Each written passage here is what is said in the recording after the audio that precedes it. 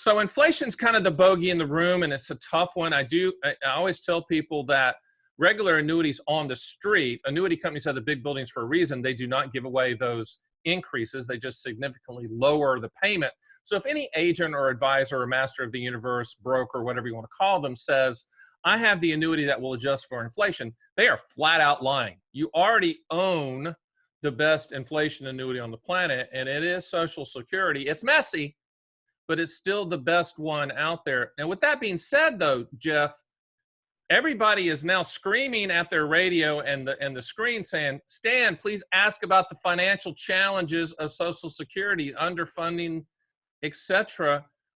Once again, we won't hold you to this because you're not the lead of Goldman Sachs, even though you probably would be a very good one. Give us your take on just the financial challenges of Social Security and coinciding with this demographic tidal wave of 10,000 baby boomers hitting age 65. Is this, as the movie says, the perfect storm? Well, I think one needs to put a little bit of context on this, and that is, in a sense, the system attempted to prepare for the baby boomers. Okay? So what they did back in the 1980s, and was actually a commission led by Alan Greenspan before he became Fed chairman. And what they did at the time was they raised taxes in anticipation of the demographics, which they could see that there were going to be a lot of people retiring at this point in time. So what they did was they, in a sense, overtaxed, and in that way, they developed what's called a trust fund. So they put the money in savings, in a sense. But we got to stop there. That's where the people have pulled their car. Now they've pulled their cars off the road and they've gotten off the treadmill, and they're saying things into the speaker like, "Yeah, but they spent that money, Jeff. They didn't put it in the trust fund, right? Or are we wrong about that?" No, the money's there. It's in a separate trust fund. Okay. It's invested in U.S. government securities. Okay. And the government pays, the interest on that to the trust fund. Now, the problem is they didn't fully appreciate the changes over what's now, 35 years later.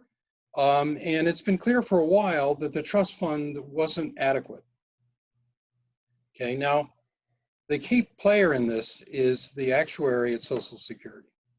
That office is the one that does all the projections about, what the future of the program might look like. And I find that as the authoritative source for all of this. They do a very careful study.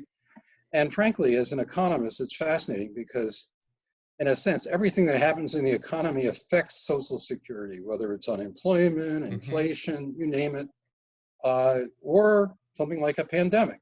Okay, it affects Social Security. So the question then becomes, what is the financial condition of Social Security? Now, the number that I focus on, and I think most people do, is when will the trust fund run out of money? There you go. That is the key number. And if you go back into the early, after 2000 and that period there, we were talking about running out of money in 2042. Now, last year's report said 2035.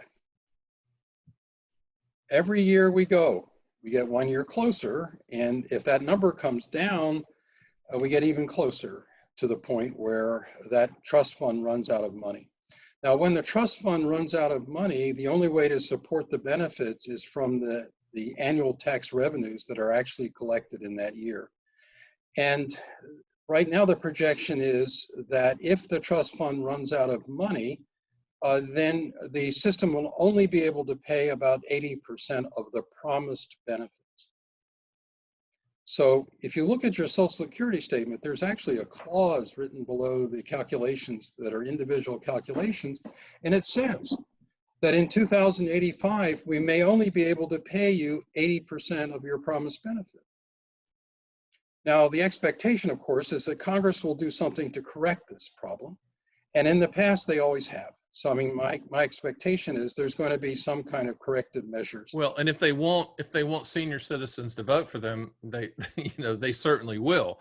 Hey, Stan the Annuity Man here. Did you like that little taste of my podcast, Fun with Annuities? Hey, if you want to see the full version, click the link and watch the whole darn thing. Remember, Fun with Annuities.